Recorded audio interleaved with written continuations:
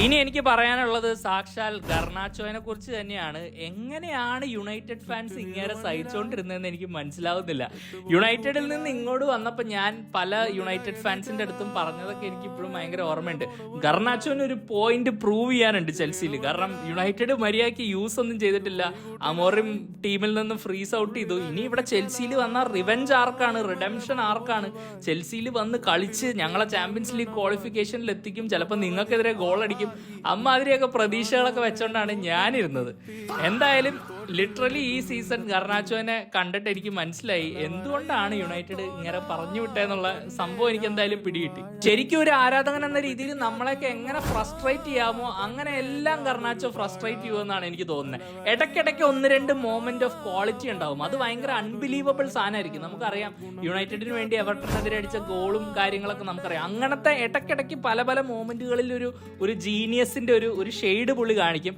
പക്ഷെ ഒരു 80%, 85%, ഈവൻ 90% സമയങ്ങളിലും പുള്ളി ആക്ച്വലി ഭയങ്കര മീഡിയോക്കറായിട്ട് കളിക്കുന്ന പോലെയാണ് എനിക്ക് ഫീൽ ചെയ്യണത്. പല സമയത്തും ടച്ച് ഹെവിയാണ്, പ്ലെയേഴ്സിനെ ടേക്ക് ഓൺ ചെയ്യാൻ പറ്റുന്നില്ല, ബോൾ പെട്ടെന്ന് റിലീസ് ചെയ്യുന്നില്ല. ഇങ്ങനെയൊക്കെ വരുമ്പോഴത്തേക്കും പിന്നെ ഒരു വിങ്ങർ എന്ത് ഇമ്പാക്ട് ഉണ്ടാക്കാനാണ്. എന്തായാലും ഇന്ന് ചെൽസി ആ ഫസ്റ്റ് ഹാഫിൽ ഇത്രയും നല്ലോണം ഡോമിനേറ്റ് ചെയ്തെങ്കിലും ഗർണാച്ചോ വലിയൊരു ഇംപ്രഷൻ ഒന്നും ഉണ്ടാക്കിയതായിട്ട് എനിക്ക് പേഴ്സണലി ഫീൽ ചെയ്തിട്ടില്ല. പ്രീമിയർ ലീഗിൽ പിന്നെ നമ്മൾ കാണുന്നതാണ്, അതിലും ഒന്നും ഉണ്ടായിട്ടില്ല. ഇൻഫാക്ട് ഇന്ന് നമ്മുടെ ടീമിൽ ഏറ്റവും മോശമായിട്ട് കളിച്ച ഒരു പ്ലെയർ ആരാണെന്ന് ചോദിച്ചാൽ ഒരു പക്ഷേ ഗർണാച്ചോ എന്ന് തന്നെ പറയേണ്ടി വരും. അതിൽ ഷുഗർ കോട്ട് ചെയ്യേണ്ട കാര്യമൊന്നുമില്ല. അവിടെ ഒരു അപ്ഗ്രേഡ് നമുക്ക് വേണം എന്നുള്ളത് നിർബന്ധമാണ്. ഒബ്വിയസ്ലി മുമ്പ് എന്തൊക്കെ എവിടെയൊക്കെ ഏതൊക്കെ മൊമെന്റ്സ് പ്രൊഡ്യൂസ് ചെയ്തിട്ടുണ്ടെങ്കിലും ഇപ്പോൾ നിലവിൽ ആ ഒരു അപ് ടു ദ മാർക്ക് ഒരു പ്രീമിയർ ലീഗ് ടോപ്പ് 6 ക്ലബിന് വേണ്ടി ഒരു റെഗുലറായിട്ട് കളിക്കുന്ന എല്ലാ മത്സരങ്ങളും കളിക്കുന്ന ഒരു പ്ലെയറിന്റെ ലെവലിൽ ഗർണാച്ചോ കളിക്കുന്നുണ്ടെന്ന് പേഴ്സണലി എനിക്ക് ഫീൽ ചെയ്യുന്നില്ല.